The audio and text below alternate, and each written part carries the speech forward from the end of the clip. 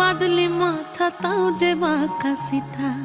মেদিনীপুরে রায়না চিরন বাঁকুড়ার ওই ফিতা, আর যতন করে বাঁধলি মাথা তাও যে বাঁকা সিথা। পেছ পাড়ি